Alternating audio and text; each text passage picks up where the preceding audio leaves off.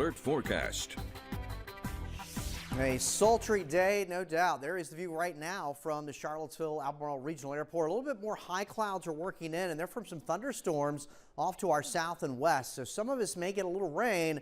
That would help knock temperatures down a bit more. It's still going to remain steamy. First of all, here's our shot of the day from Debbie Burton. She captured a hot air balloon going up this morning. As we take a look at hot air and hot conditions, the excessive heat still is at play, and the heat advisory will expire at 8 o'clock this evening. Off to our east, we have excessive heat warnings, but we easily saw heat indices this afternoon between 105 and 110 here across central Virginia. 97 was our high, currently 95 with a dew point of 70. It still feels like 103 at the airport. 92 at the Valley Airport in Weir's Cave, and again, you can see some of the current numbers. Most of us now are in the mid 90s, some lower 90s out to the west, and some locations starting to see some rain work back in, but those heat index values are still over 100 across much of the Piedmont of central Virginia. So here we are with first alert Doppler radar. There are some showers and thunder showers here through southern Buckingham County. Here we are south and east of Dillon along Route 15, along Route 60. That's working into Cumberland. We'll go a little farther to the west.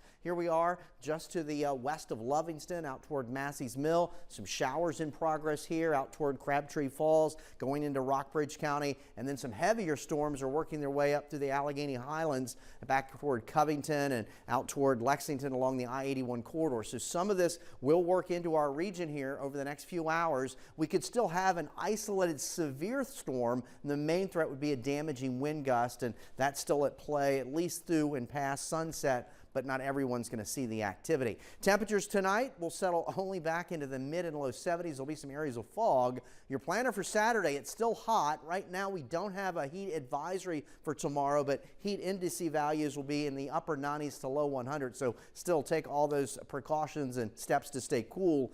A few storms. I think coverage could be even less tomorrow and a lot less on Sunday, but it's still going to remain hot, maybe a little less humid on Sunday. This heat wave is far from done. We'll take it into next week. We have a weak front out to our west that's basically just going to limp in here across the mid-Atlantic through the weekend, but most of the storms tomorrow may fire farther off to our east. Right before you saw the weather segment here, there is Beryl, which is now emerging off the Yucatan Peninsula of Mexico. This has been quite the system, and it will strengthen now that it moves back into the Gulf of Mexico, set to become a hurricane before landfall in Texas now early on Monday, and then of course that rain will be working deeper into Texas and portions of the western Gulf of Mexico. So here we are for the next few hours, a few scattered showers and storms. I don't think everyone sees that activity, and then it winds down for the overnight, a muggy start in the morning. Temperatures climb out of the sticky 70s. We heat back up into the 90s tomorrow, but the models are showing a lot of the showers and storms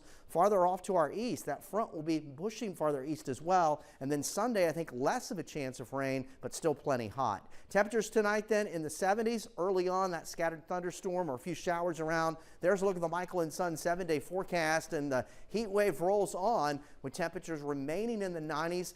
As we head through the weekend and next week, we'll still have some storm chances. We can certainly hope for the rain. Maybe by the end of next week, temperatures will go back in the 80s to break this current stretch of big heat that we've endured. Yeah, it's been a